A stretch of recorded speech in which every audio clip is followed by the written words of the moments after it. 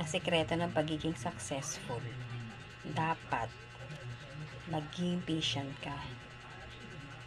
Buy for what you need, not buy for what you want.